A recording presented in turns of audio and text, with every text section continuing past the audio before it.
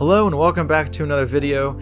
Today we're going to be taking a look at John Carpenter's Tales of Science Fiction Hell #1. This is from Storm King Comics, and it's written by David Show. So John Carpenter's Tales of Science Fiction is like a comic brand, and then they do different mini-series with different stories. So this one's going to be 8 issues, I think. So as usual, we'll take a look at this comic. I'll give you my general thoughts, and then we'll look at a few things from a Christian worldview perspective and how we can apply that to our life today. So let's get into this comic.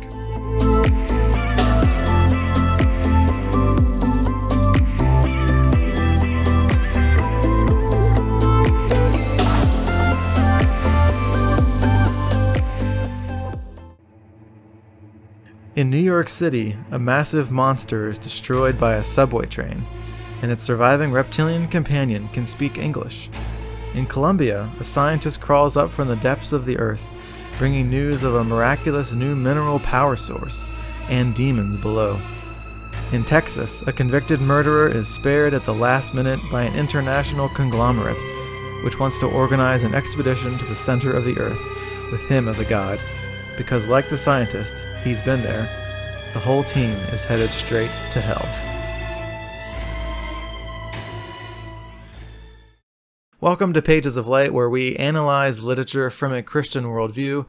If that sounds like something that you're into, you make sure you hit the subscribe button and the bell down below so you don't miss any new videos. So this comic follows a few characters and their backstory and history and how they got to be on this journey and expedition that's going into hell. So we have a few characters. There's Stephanie Billings, who's an occult expert. We have Marion Marshall, who is a convicted murderer on death row, who was set free. And then we have Dr. Jordan Correll, who is a geologist who went to hell and he found this rare mineral called Viderite. I'm not sure how you pronounce that, but there you go. And then there's Captain Lamb. He's from the U.S. Army. And then Brandon Samples. He's the so-called troubleshooter. And there looks to be some strife between him and some of the other people there. And then finally, there's this reptilian creature that we meet whose companion was killed by the subway train. And he can speak English for some reason. But that's besides the point because this is a fictional comic book.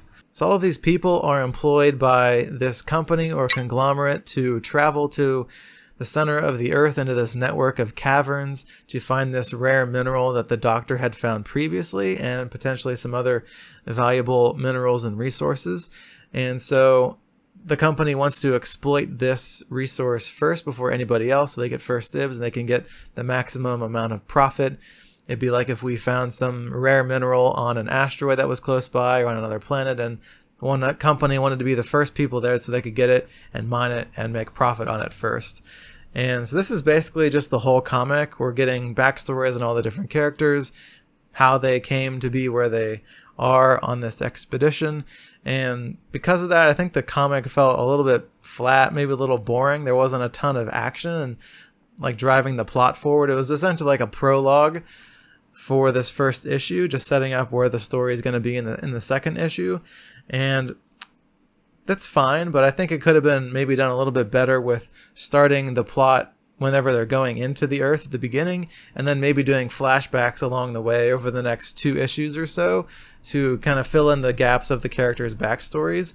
Because then that keeps you reading more. You want to figure out who the characters are and how they got there. But it also keeps you engaged in the plot because there's probably some more action as they travel underground. So I just thought that maybe it would have been a better way to start this first issue to keep you more engaged and looking forward to the next issue. The art was pretty well done in this comic. It was going for more of a realistic instead of a cartoony vibe with some vibrant colors thrown in there.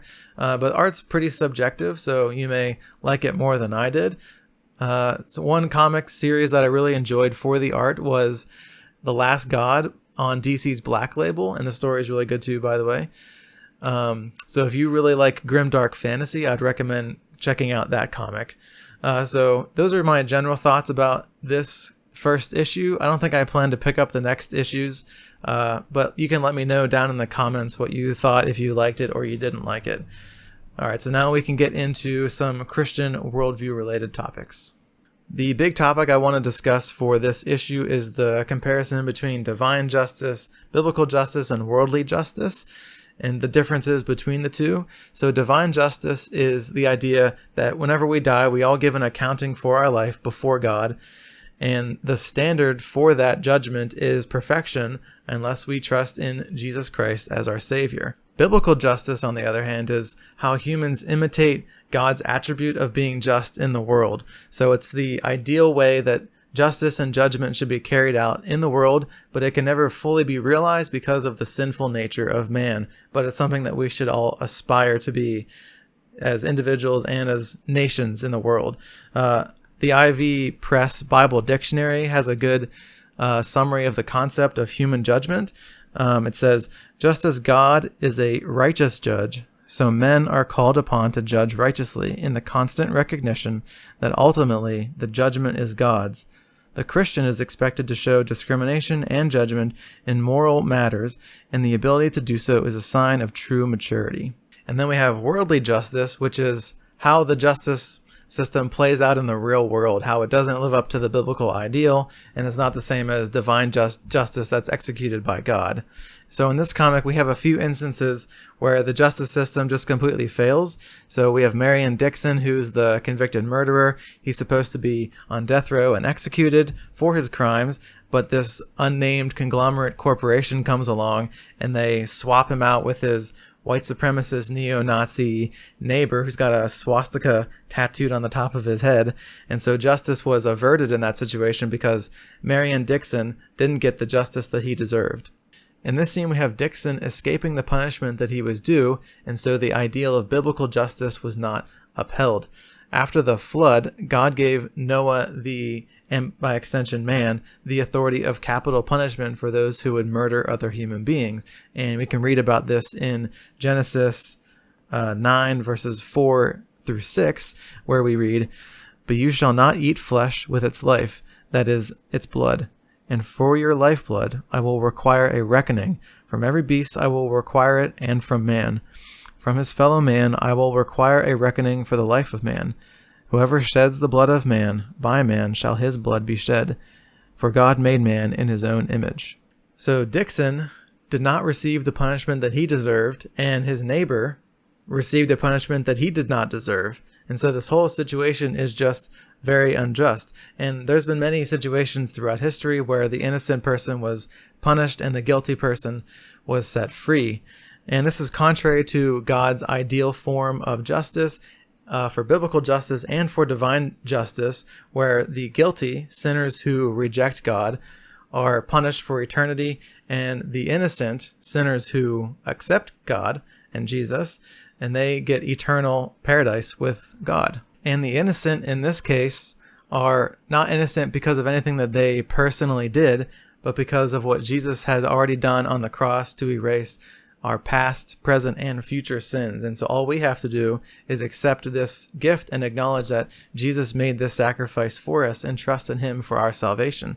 And in the case of Jesus, he went to the cross willingly. He knew exactly what he was doing. He knew what he was sacrificing his life for. He knew who he was taking the punishment for and what he was trying to accomplish. And so in the eyes of God, this is still a just sacrifice and a just form of punishment on Jesus. The famous passage in John chapter 3 gives us a picture of this divine judgment that's rooted in both the Son and the Father's love for the whole world. So starting in verse 16, we read, "For God so loved the world that he gave his only Son, that whoever believes in him should not perish but have eternal life. For God did not send his Son into the world to condemn the world, but in order that the world might be saved through him. Whoever believes in him is not condemned, but whoever does not believe is condemned already, because he has not believed in the name of the only Son of God. And this is the judgment. The light has come into the world, and people loved the darkness rather than the light, because their works were evil. For everyone who does wicked things hates the light and does not come to the light, lest his works should be exposed. But whoever does what is true comes to the light, so that it may be clearly seen that his works have been carried out in God." So in this passage, we see the love of God the Son and God the Father for the whole world, and we also see what the judgment is, that the light has come into the world and that people love the darkness rather than the light. So because we are image bearers, we know the difference between the lightness and the dark, and yet we choose to be in the darkness anyways. So therefore we condemn ourselves because the standard by which we're being judged is perfection. And the only person who can meet that standard is Jesus Christ. The whole idea of justice and knowing the difference between right and wrong is in itself an argument for the existence of God, who created the universe, the heavens, the earth, and us as image bearers. And part of having that image of God is knowing when true biblical justice has been given and when our systems of justice are failing to live up to that ideal. In conclusion, we'll never have true biblical justice in every situation here on earth, but we know that in the end, God will have the final judgment on all people. The only question is, will we choose to accept the gift that he has made available to all people through his Son Jesus Christ, or will we reject it, instead preferring to do things our own way and try to make our own way in life? If you're not a Christian, I recommend trying to get involved in a local church, or you can ask a friend who you know is a Christian what it means to have a relationship with Jesus. I'm sure they would love to talk to you about it. If you are already a Christian, I would encourage you to think of some people in your life that maybe don't know Jesus, and remember that their eternal soul is on the line. So maybe reach out and have a conversation with them. If you like the video, please hit that like button down there. That helps the channel grow and lets people know you enjoy the content. You can also hit the subscribe button and the bell if you want to make sure you see more videos like this in your feed. You can also leave me a comment down below about what you thought about this first issue of John Carpenter's Tales of Science Fiction Hell #1, or you can also leave me a comment about your thoughts on the difference between divine judgment, biblical justice, and how justice is played out in the real world here on Earth. Thanks for watching. Remember to keep reading and to share the gospel with somebody this week.